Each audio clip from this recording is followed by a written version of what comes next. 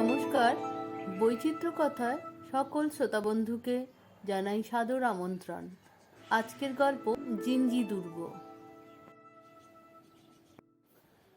তামিলনাড়ুর দক্ষিণে অর্কাট জেলায় 3টি পাহাড়ের উপর এই জিঞ্জি দুর্গ রয়েছে। এই দুর্গ কয়েক শতাব্দীর অসংখ্য ঘটনার সাক্ষী হয়ে রয়েছে। দক্ষিণ ভারতের বহু রাজনৈতিক ঘটনাবলীর সঙ্গে এর ইতিহাস জড়িত।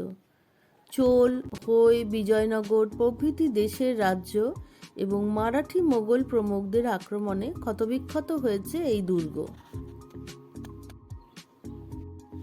আনন্দকর নামের এক রাখাল ছেলে যখন ছাগল গরু চড়াচ্ছিল এই পাহাড়ের ওপর, তখন পাহাড়ের এক গুহার ভেতরে এই কোষাগার দেখতে পায়। দেখতে পেয়েই সে অন্য রাখাল ছেলেদের ডেকে ওই কোষাগার ভালো করে সবাইকে নিয়ে দেখল। তারপর ওই কোষাগারে যত সম্পত্তি ছিল সব নিজে নিয়ে নিল।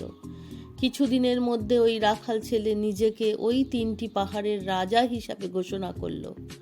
তারপর ওই 3টির মধ্যে একটি পাহাড়ের উপর বিরাট অট্টালিকা তৈরি করলো। যে পাহাড়ের উপর সে অট্টালিকা তৈরি করেছিল তার নাম রাজগিরি। অট্টালিকাটি এমনভাবে তৈরি করানো যাতে কারো পক্ষে তার ভেতরে ঢোকা সহজ হয় না। অট্টালিকায় ঢোকার আগে একটা সেতু পেরোতে হয়। সেতুটি এমনভাবে তৈরি করা হয়েছিল যাতে যে কোনো সময় সেতুটি অট্টালিকা থেকে বিচ্ছিন্ন করা যায়। জিঞ্জি দুর্গ এতকাল যাদের অধিকারে ছিল তারা মূলত ছিল সামন্ত। তারপর এই দুর্গে যখন রাজারা থাকতে লাগলো, তখন দুর্গের সংস্কার এবং সৌন্দর্য বৃদ্ধি পেল।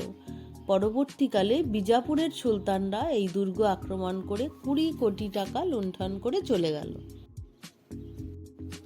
বন্ধুরা, এই গল্পটি যদি তোমাদের ভালো লেগে থাকে তাহলে অবশ্যই লাইক, শেয়ার ও কমেন্ট করো, আর আমার চ্যানেলটিকে সাবস্ক্রাইব করতে ভুলো না।